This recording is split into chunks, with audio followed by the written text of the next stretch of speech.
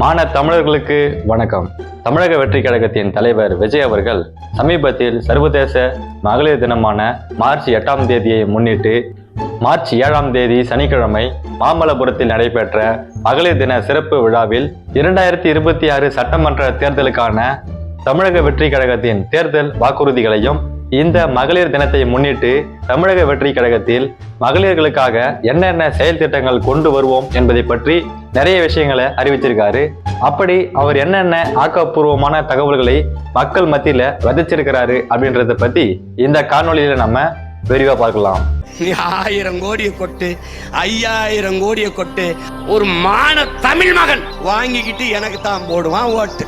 தமிழக வெற்றி கழகம் புதியதாக ஆரம்பித்து முதல் தேர்தலை சந்திக்கும் இந்த கட்சி முழுக்க தளபதி விஜய் என்கிற ஒற்றை நபரை முன்னிலைப்படுத்தி அவரது முகத்தை முன்னிலைப்படுத்தியே நடத்தப்பட்டு வருகிறது.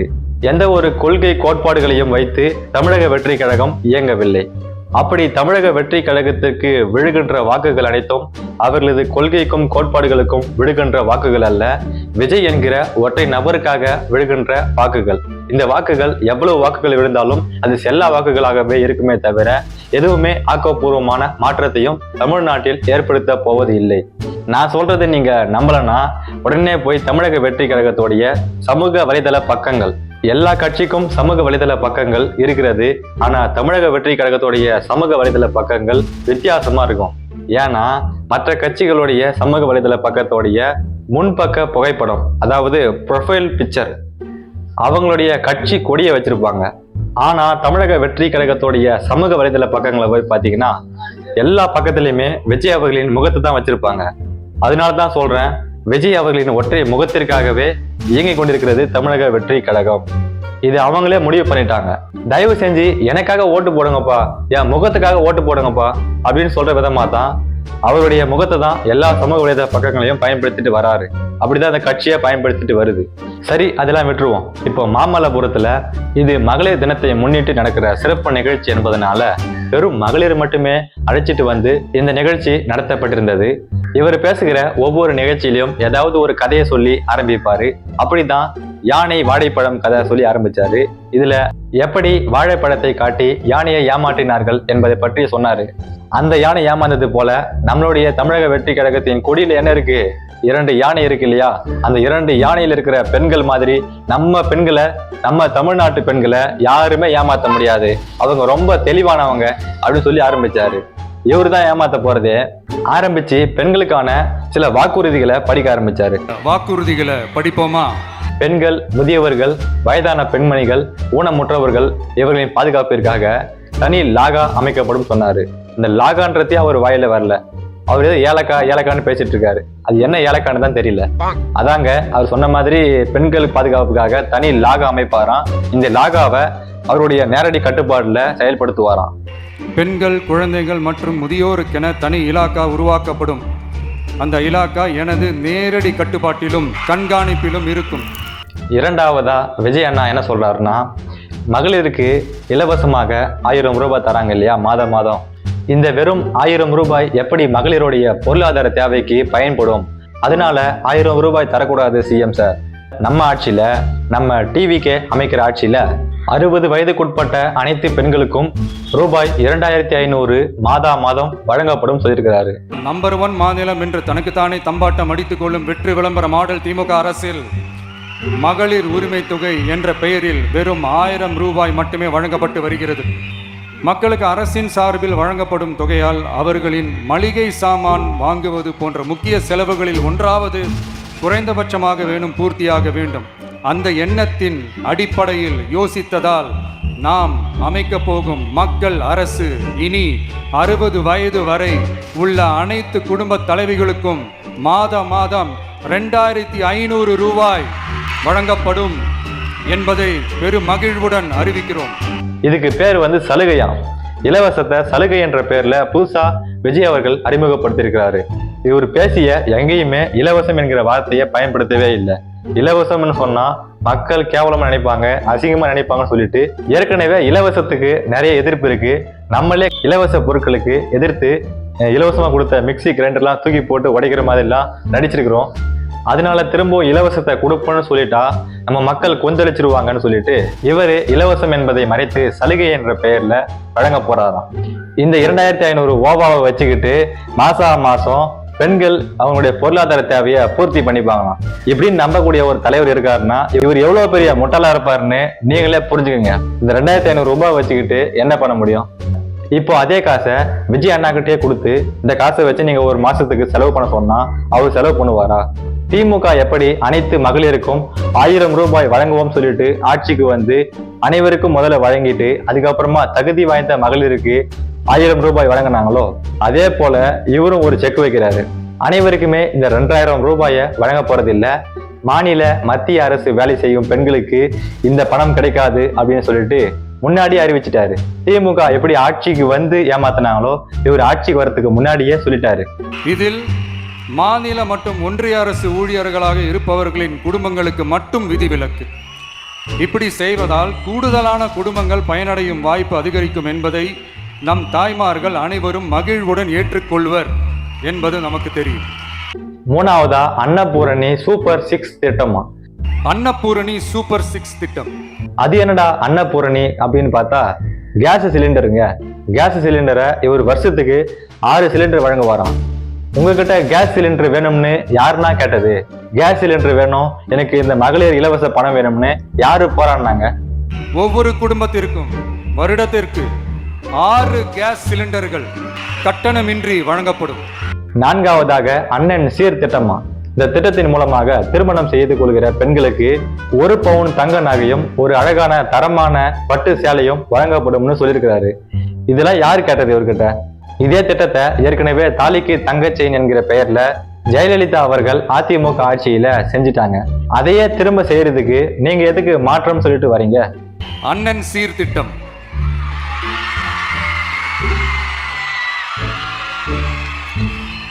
ஒவ்வொரு குடும்பத்திற்கும் மிகப்பெரிய மகிழ்வை தருவது அந்த குடும்பத்தில் நடக்கும் திருமண கொண்டாட்டம் தான்.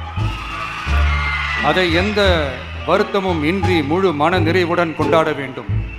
அதற்காகவே நம் தங்கைகளின் திருமணத்திற்காக 8 கிராம் அதாவது 1 பவுன் தங்கமும்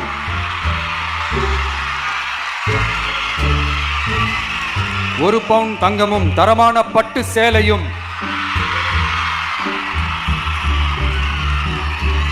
தாய் வீட்டில் இருந்து அண்ணன் சீராக அளிக்கப்படும். ஐந்தாவதாக காமராஜர் கல்வி உதவி திட்டமா? இந்த திட்டத்தின் மூலமாக 1ஆம் வகுப்பில் இருந்து 12ஆம் வகுப்பு வரைக்கும் உள்ள மாணவர்கள் எல்லாரும் 12வது வரைக்கும் படிச்சாகணும். மாணவர்களின் இடைநிற்றலை தவிர்ப்பதற்காக அந்த மாணவர்களை பாதுகாக்கின்ற பெற்றோர்களுக்கும் பாதுகாவலர்களுக்கும் இவர் 15,000 ரூபாய் வழங்குவாராம். எப்போ? வருஷத்துக்கு. காமராஜர் கல்வி உறுதி திட்டம் இடைநிற்றலுக்கான காரணங்களில் ஒன்றாக பொருளாதார குறைபாடும் இருக்கிறது. இதை உணர்ந்ததால் தான் 1ஆம் வகுப்பு முதல் 12ஆம் வகுப்பு வரை எந்த குழந்தையும் கல்வி இடைநிற்றலுக்கு ஆளாகவே கூடாது என்று எண்ணுகிறோம். அந்த எண்ணத்தின்படி நம் விருப்பத்தை நிறைவேற்ற இடைநிற்றலே இல்லாமல் செய்வதற்காக ஒவ்வொரு தாய்க்கும் அல்லது பாதுகாவலருக்கும் ஆண்டுதோறும் 15,000 ரூபாய் பொருளாதார உதவி 15,000 ரூபாய் பொருளாதார உதவி தொகையாக வழங்கப்படும்.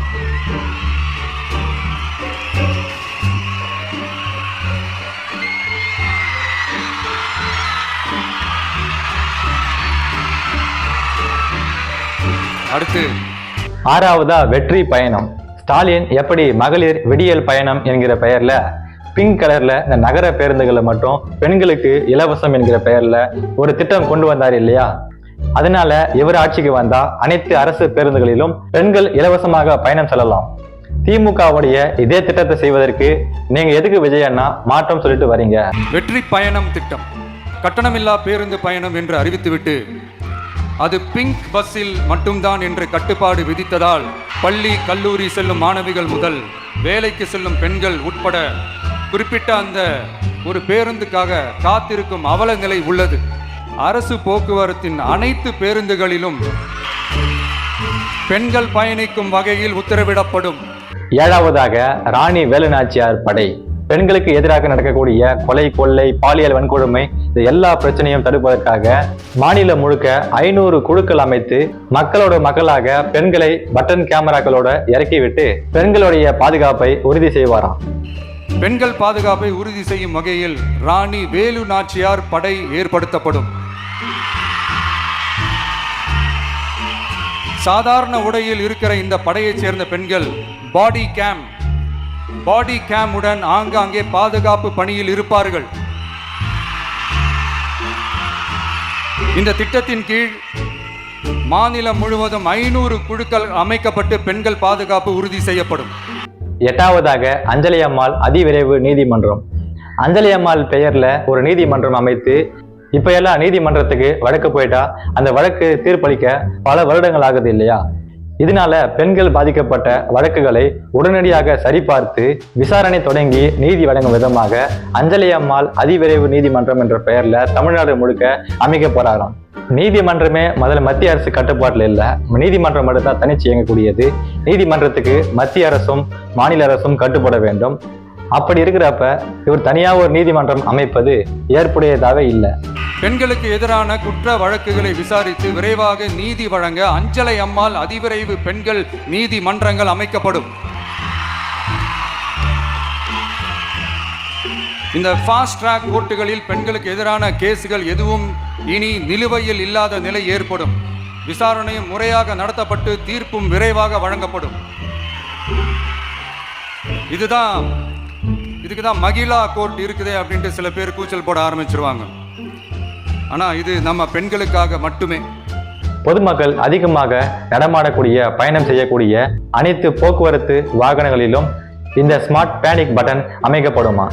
இந்த பட்டனை பெண்கள் தங்களுக்கு அச்சுறுத்தல் இருக்கிற பட்சத்துல, ஏதாவது ஆபத்து இருக்கிற நேரத்துல இந்த பட்டன் அழுத்திட்டீங்கன்னா காவல்துறையோ அல்லது பாதுகாப்பு படையோ வந்து அவங்களுடைய பாதுகாப்பை உறுதி செய்வாங்களாம். பொது போக்குவரத்து வாகனங்களில் பயணம் செய்யும் பெண்கள் பாதுகாப்பிற்காக ஸ்மார்ட் பேனிக் பட்டன்ஸ் அறிமுகப்படுத்தப்படும். இந்த பட்டன்கள் 24/7 சென்ட்ரலைஸ்டு கமாண்ட் சென்டர் உடன் இணைக்கப்பட்டதாக இருக்கும். அந்த பட்டன்கள் தனியார் ஷேர் ஆட்டோக்கள் உட்பட அனைத்து பொது போக்குவரத்து வாகனங்களிலும் பொருத்தப்படும். இந்த பட்டன்கள் வழியாக 5 நிமிடத்தில் பதிலும் பாதுகாப்பும் உறுதி செய்யப்படும். 10வதாக ஜீரோ டார்க் ஸ்பாட், அதாவது இவர் ஆட்சிக்கு வந்ததுக்கு அப்புறம் எல்லா இடத்துலையுமே கண்காணிப்பு கேமரா பொருத்தப்படுமா? தமிழ்நாடு முழுக்க எல்லா இடங்களிலும் கண்காணிப்பு கேமராக்கள் பொருத்தி நேரடி கண்காணிப்புல விஜய் ஈடுபடுவாராம். ஏன்னா அப்பதான் குற்றங்கள் நடக்காம தடுக்க முடியும் அப்படின்னு சொல்றாரு. சிசிடிவி கேமராக்களும் விளக்குகளும் வெளிச்சமும் இல்லாத இடங்களே இல்லை என்ற வகையில் ஜீரோ டார்க் ஸ்பாட்ஸ் உருவாக்கப்படும். பெண்கள் பாதுகாப்பை 24/7 கண்காணிப்பு செய்ய முடியுமா என்ற கேள்விக்கான பதிலாக state of the art command centers அமைத்து சிசிடிவி நெட்வொர்க்குகளை கண்காணிக்கவும், அவசர நிலைகளை அந்த நேரத்திலேயே கண்காணிக்கவும், அதற்கான விரைவான பதிலை உறுதி செய்யவும் அதிநவீன கட்டளை மையங்களை அமைத்து பெண்கள் பாதுகாப்பு உறுதி செய்யப்படும். பொது விநியோகம் நடக்கும் இடங்களான ரேஷன் கடைகள் மற்றும் பள்ளிகள், கல்லூரிகள் மூலம் அனைத்து பெண்களுக்கும் விலையில்லா சானிட்டரி பேட்ஸ்,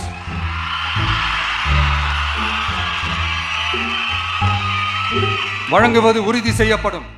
சிங்க பெண்கள் மேம்பாட்டு திட்டம் நிலுவையில் உள்ள கடன்களை திருப்பி செலுத்துவதன் மூலமும், பெண்கள் நடத்தும் சுய உதவி குழுக்களுக்கு 5 லட்சம் வரை வட்டியில்லா நிதியை வழங்குவதன் மூலமும்,